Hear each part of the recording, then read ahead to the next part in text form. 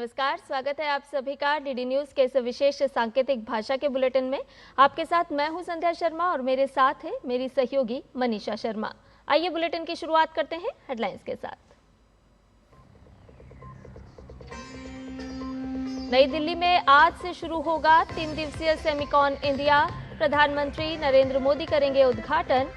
देश में मजबूत और टिकाऊ सेमीकंडक्टर इकोसिस्टम विकसित करने पर होगा फोकस।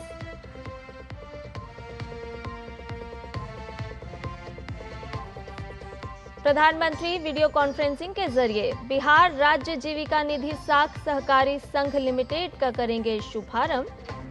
ग्रामीण महिला उद्यमियों को आसानी से उपलब्ध हो सकेगा धन।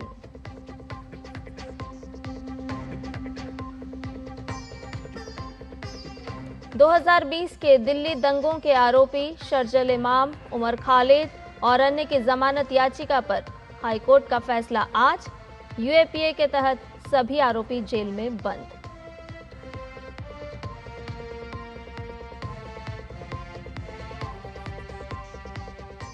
बारिश और बाढ़ से हिमाचल, उत्तराखंड, पंजाब और कश्मीर समेत समूचे उत्तर भारत में पटरी से उतरा जनजीवन।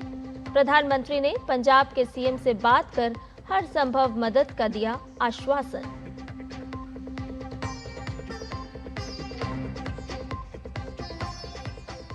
और भूकंप प्रभावित अफगानिस्तान में मृतकों की संख्या 800 से अधिक, हजारों घायल।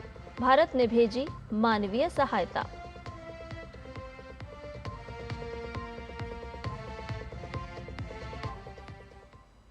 सभी समाचार विस्तार से।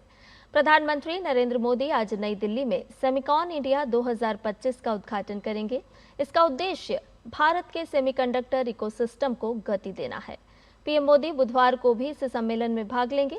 कार्यक्रम के दौरान पीएम मोदी सीईओ गोलमेज सम्मेलन में भी हिस्सा लेंगे।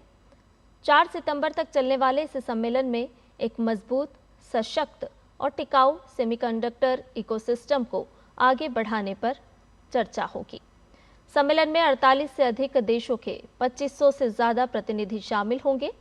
वहीं 50 से अधिक वैश्विक हस्तियों के साथ 150 से अधिक वक्ता और 350 से अधिक प्रदर्शकों सहित 20,750 से अधिक प्रतिभागी हिस्सा लेंगे। इसमें 6 देशों की गोलमेज चर्चाएं, देशों के पवेलियन और कार्यबल विकास और स्टार्टअप के लिए समर्पित मंडप भी शामिल होंगे।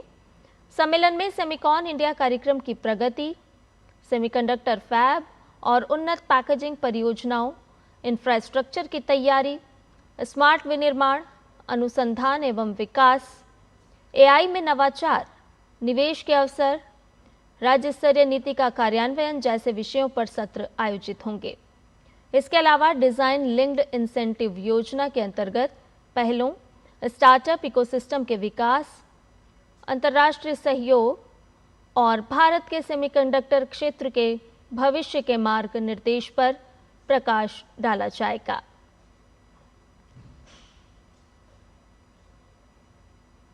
आज बिहार के लिए बड़ा दिन है। प्रधानमंत्री नरेंद्र मोदी आज दोपहर वीडियो कॉन्फ्रेंसिंग के जरिए बिहार राज्य जीविका निधि साख सहकारी संघ लिमिटेड का शुभारंभ करेंगे। इस अवसर पर प्रधानमंत्री संस्था के बैंक खाते में 105 करोड़ रुपए की राशि ट्रांसफर करेंगे। इस निधि की स्थापना का उद्देश्य जीविका से जुड़े सामुदायिक सदस्यों को सस्ती ब्याज दरों पर आसानी से धन उपलब्ध कराना है। जीविका के सभी पंजीकृत क्लस्टर स्तरीय फेडरेशन इस संस्था के सदस्य बनेंगे। संस्था के संचालन के लिए बिहार सरकार और केंद्र सरकार दोनों ही धनराशि का योगदान करेगी। इस पहल से ग्रामीण महिलाओं के बीच उद्यमिता विकास को मजबूत करने और समुदाय आधारित उद्यमों के विकास में तेजी आने की भी उम्मीद है। पूरे बिहार से लगभग 20 लाख महिलाएं इस कार्यक्रम को देखेंगी। दिल्ली दंगों की बड़ी साजिश से जुड़े चर्चित केस में आज दिल्ली हाईकोर्ट का जमानत पर फैसला आ सकता है। ये मामला 2020 में दिल्ली में हुई हिंसा से जुड़ा है, जिसे लेकर एफआईआर नंबर 59/2020 दिल्ली पुलिस की स्पेशल सेल ने दर्ज की थी। उमर खालिद, शर्जिल इमाम, खालिद सैफी और 7 अन्य आरोपियों की जमानत याचिकाओं पर फैसला जस्टिस नवीन चावला और जस्टिस शालिंदर कौर की बेंच देगी। वहीं इस मामले में सह आरोपी बनाए गए तस्लीम अहमद की जमानत पर अलग बेंच आज फैसला सुनाएगी। ये दंगे नागरिकता संशोधन कानून के विरोध और समर्थन के बीच हुए थे, जिसमें 50 से अधिक लोगों की मौत हो गई थी। दिल्ली पुलिस ने इस मामले में शर्जील इमाम और उमर खालिद समेत कई अन्य आरोपियों पर यूएपीए और आईपीसी की कई गंभीर धाराओं के तहत मुकदमा दर्ज किया था।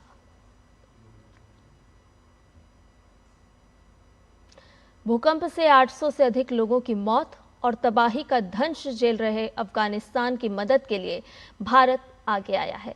भारत ने अफगानिस्तान को राहत सामग्री और मानवीय सहायता भेजी है। सोशल मीडिया एक्स पर पोस्ट में विदेश मंत्रालय के प्रवक्ता रणधीर जायसवाल ने चावल और अन्य खाद्य पदार्थों की बोरियों से लदे ट्रकों की तस्वीरें साझा की है।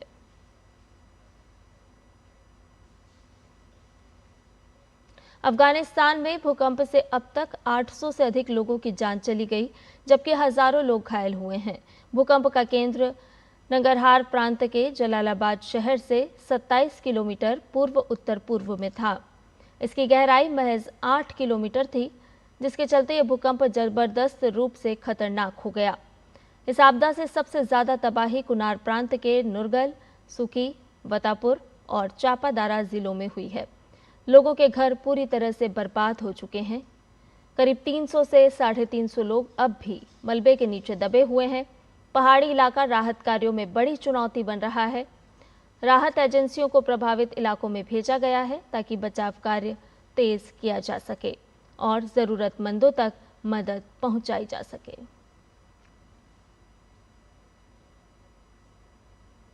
हिमाचल प्रदेश में फिलहाल बारिश से राहत मिलती नजर नहीं आ रही है। मौसम विभाग ने प्रदेश के अधिकतर जिलों के लिए आज भारी बारिश को लेकर रेड अलर्ट जारी किया है।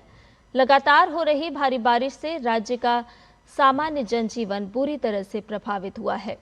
राज्य में जगह जगह भूस्खलन, पेड़ गिरने और अचानक बाढ़ आने की घटनाएं हो रही हैं। बादल फटने और ओलावृष्टि से प्रदेश के ज्यादातर जिलों को नुकसान हुआ है। कल हिमाचल विधानसभा के मानसून सत्र के पहले दिन मुख्यमंत्री ने जानकारी दी कि अब तक प्रदेश को 3056 करोड़ रुपए का नुकसान हो चुका है। प्रदेश आपदा प्रबंधन प्राधिकरण के अनुसार पूरे प्रदेश में 5 राष्ट्रीय हाईवे सहित 788 सड़कों पर यातायात बाधित हुआ है। इसी तरह 2174 विद्युत ट्रांसफार्मर ठप हो चुके हैं और 365 पेयजल योजनाएं प्रभावित हुई हैं।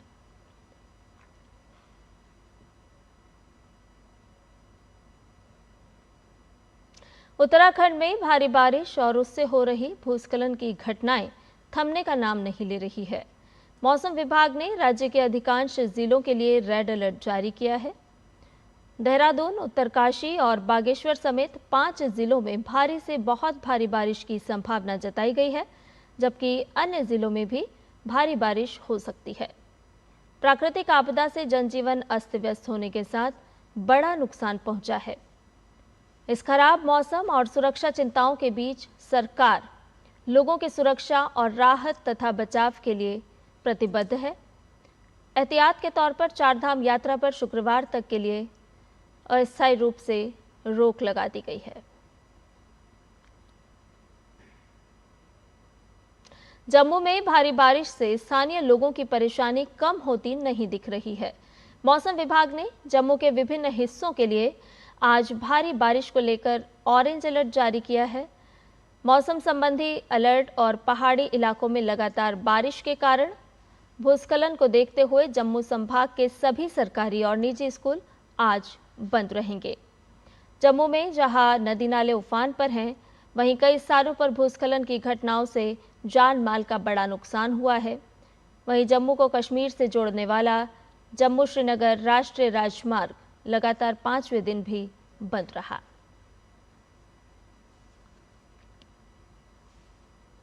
एशिया कप हॉकी मुकाबले में भारत ने कजाकिस्तान को 15-0 से हरा दिया। भारत की इस जीत में अभिषेक, सुखजीत सिंह और जुगराज सिंह ने अहम भूमिका निभाई। तीनों ने शानदार प्रदर्शन करते हुए हैट्रिक लगाई। भारत पहले ही सुपर 4 के लिए क्वालिफाई कर चुका है। इस जीत के बाद पूल ए के 3 मैचों में 9 अंकों के साथ भारत अंक तालिका में शीर्ष स्थान पर है। हॉकी एशिया कप के मुकाबले 29 अगस्त से बिहार के राजगीर में खेले जा रहे हैं।